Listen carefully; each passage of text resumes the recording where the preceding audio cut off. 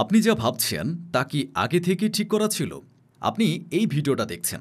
এটা কি আপনার নিজের সিদ্ধান্ত? নাকি এটা ব্রেনে আগে থেকেই লিখে রাখা একটা কোড? আজকের পর আপনি নিজের চিন্তা নিয়েই সন্দেহে পড়ে যাবেন। আপনি কি সত্যিই স্বাধীন? নাকি আপনি সেই রোবট যে ভাবে সে বেছে নিচ্ছে, অথচ প্রতিটি পদক্ষেপ আগে থেকে নির্ধারিত?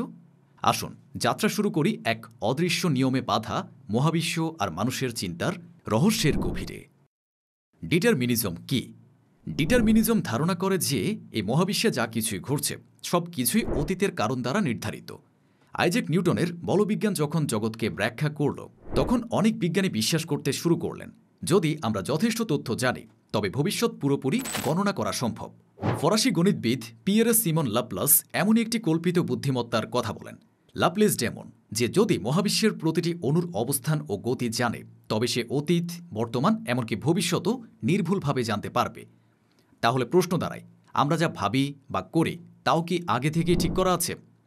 ব্রেন কিভাবে সিদ্ধান্ত নেয়? নিউরোসায়েন্স বলছে আমাদের সিদ্ধান্ত নেওয়ার প্রক্রিয়া ব্রেনই গঠিত হয় এবং সেই প্রক্রিয়া আমাদের সচেতনভাবে বোঝে ওঠার আগেই শুরু হয়ে যায়। বিখ্যাত গবেষণা বেঞ্জামিন লিবেট এক্সপেরিমেন্ট। একজন মানুষ সিদ্ধান্ত নেওয়ার আগেই ব্রেনে রেডিনেস পটেনশিয়াল দেখা যায়, মানে আপনি যে বাটন প্রেস করবেন তার সংকেত ব্রেন দিয়েছে 0.3 সেকেন্ড আগে। আপনি ভাবছেন আপনি সিদ্ধান্ত নিচ্ছেন, কিন্তু ব্রেন তো আগেই ঠিক করেছে। আবার 2008 সালে জন ডেইলেন হাইনেস এর নেতৃত্বে একটি এফএমআরআই গবেষণায় দেখা যায় ব্রেন 7 সেকেন্ড আগে ভবিষ্যৎ সিদ্ধান্ত জানিয়ে দিতে পারে। তাহলে আমরা কি রোবট? না, বিষয়টা এতটা সহজ নয়। নিউরোসায়েন্স বলে আমরা জটিল নিউরাল প্রসেসিংয়ের ফলাফল।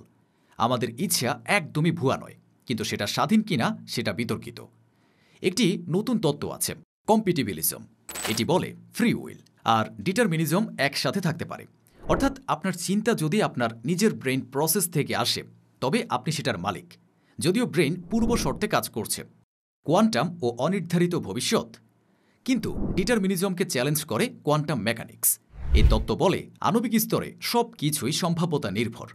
হেইসেনবার্গ আনসার্টেনিটি প্রিন্সিপাল অনুযায়ী কণার অবস্থান এবং গতি একসাথে নির্ভুলভাবে জানা যায় না, অর্থাৎ এক জায়গায় অপ্রত্যাশিত আছে।